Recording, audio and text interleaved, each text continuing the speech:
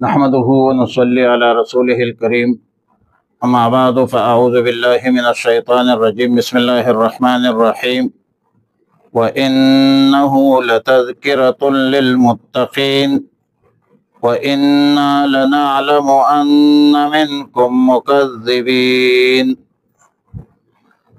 29 سورۃ الحاقہ، سورہ الحاقہ، رکوع 2، آیت نمبر 48 تا 52۔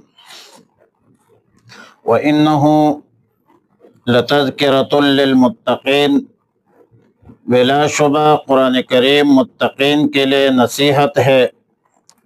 قرآن کریم کا فی نفسہ حق ہونا، قرآن کے صفت کمال ذاتیہ ہے، اور موجب نصیحت ہونا قرآن کریم کے کمال اضافیہ ہے۔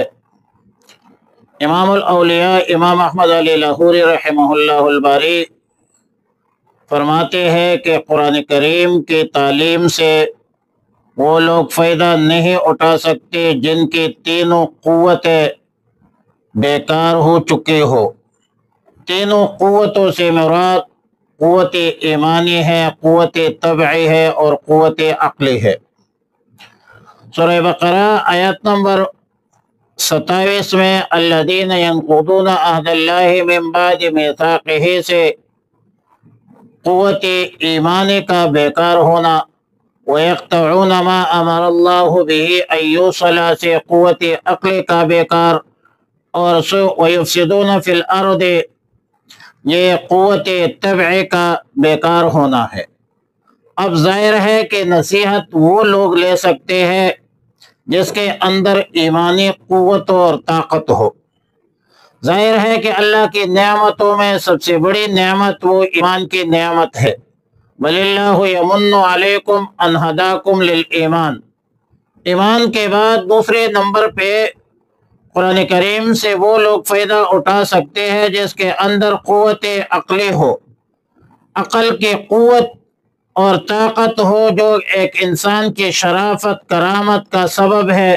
وَلَقَدْ كَرَّمْنَا بَنِي آدَمَ، اور بار بار قرآن کریم میں اللہ تعالیٰ نے ارشاد فرمایا إِنَّ فِي ذَلِكَ لَآيَةً لِقَوْمٍ يَعْقِلُونَ۔ پھر تیسرے نمبر پہ قوت طبعی ہے، فطرت ہے، اور فطرت سے مراد فطرت سلیمہ ہے، جیسا کہ حدیث شریف میں ہے کل مولود یولد علی فطرت الاسلام، اور قرآن کریم کی آیت ہے فطرت اللہ التی فطر الناس علیہا جمیعا فطر الناس علیہا۔ ظاہر ہے کہ اسلام دین فطرت ہے اور انسانیت کی فطرت کے موافق ہے، اور جب یہ تینوں قوتیں، قوت ایمانی، قوت عقلی، قوت طبعی بیکار ہو جائے تو پھر یہ بدبخت انسان قرآن کریم کے تکذیب شروع کرتے ہیں، اور اللہ کو تو معلوم ہے وَإِنَّا لَنَعْلَمُ أَنَّ مِنْكُمْ مُكَذِّبِينَ، ہم کو معلوم ہے کہ تم میں سے بعض قرآن کریم کو جھٹلاتے ہیں۔ قرآن کریم کو جھٹلانا ان مشرکین، منکرین، کافرین کے حق میں موجب حسرت ہے، موجب افسوس ہے، کیونکہ تکذیب کے اساس پر عذاب الہی میں مبتلا ہوں گے بروز قیامت، اور قیامت کا ایک نام یوم الحسرت ہے، اس لیے کہ کافرین، منکرین، مشرکین کو جب جہنم میں ڈالا جائے گا تو حسرات علیہم وما ہم بخارجین من النار، بلکہ یہاں تک کافرین مشرکین کہیں گے یا لیتنی، ویقول الکافر یا لیتنی کنت ترابا، کاش کہ ہم مٹی ہوتے۔ اور ظاہر ہے کہ جب مٹی ہو، انسان نہ ہو، اور اس کے ساتھ حساب کتاب نہیں ہوگا، تو اس حساب کتاب سے تنگ ہونے کے اساس پر وہ اپنے آپ کو انسان تخلیق پر ندامت کا اظہار کریں گے۔ فسبح بسم ربک العظیم۔ دراصل گزشتہ آیتوں میں بتلایا گیا کہ رسول اللہ صلی اللہ علیہ وسلم جو کچھ فرماتے ہیں وہ اللہ کا کلام ہے، وحی کا اتباع ہے۔ ان اتبع الا ما یوحی الی، مصطفیٰ ہرگز نہ گفتو تا نہ گفتو جبرائیل ہرگز نہ گفتو تا نہ گفتو کردگار۔ اور جب اللہ کا کلام ہے، اللہ کا کلام جب متقین صالحین سنتے ہیں تو ظاہر ہے ان کے لیے تذکرہ ہے، موعظت ہے، نصیحت ہے، مگر ان سب امور کو قطعی اور یقینی جاننے کے باوجود بہت سے بدبخت لوگ قرآن کریم کی تکذیب کرتے ہیں، جس کا نتیجہ بروز قیامت حسرت اور افسوس ہوگا۔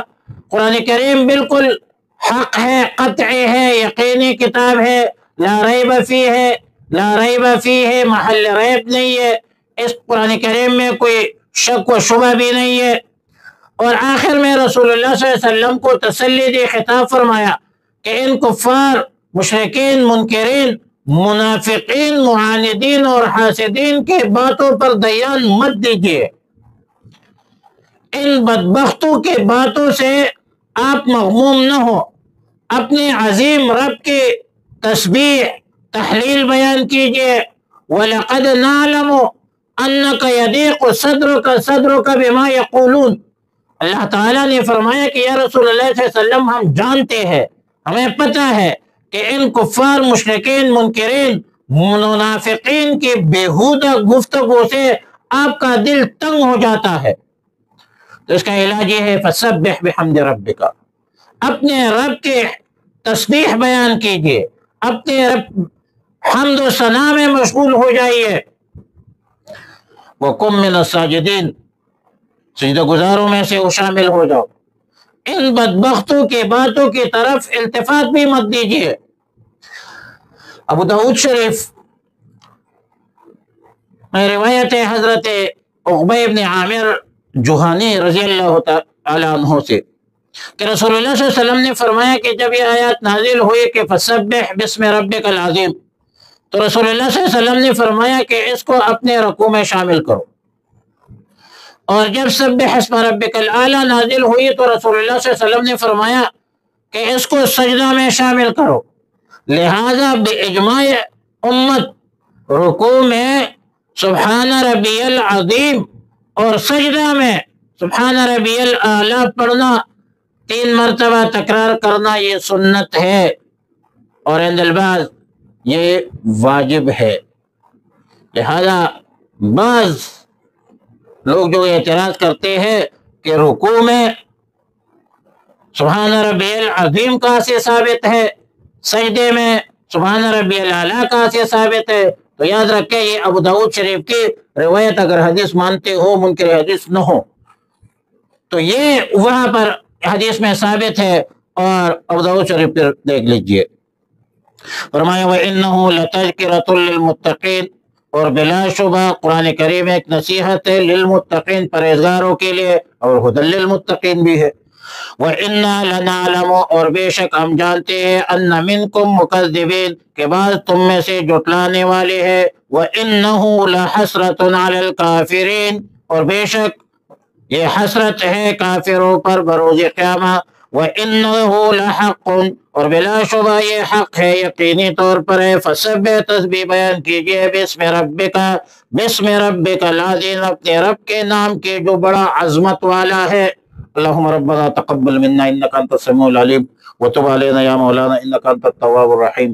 اللهم احسن عاقبتنا في الامور كلها واجرنا من خزي الدنيا وعذاب الاخره، اللهم وفقنا لما تحب وترضى، وصلى الله تعالى على خير خلق محمد واله وصحبه اجمعين برحمتك يا ارحم الراحمين۔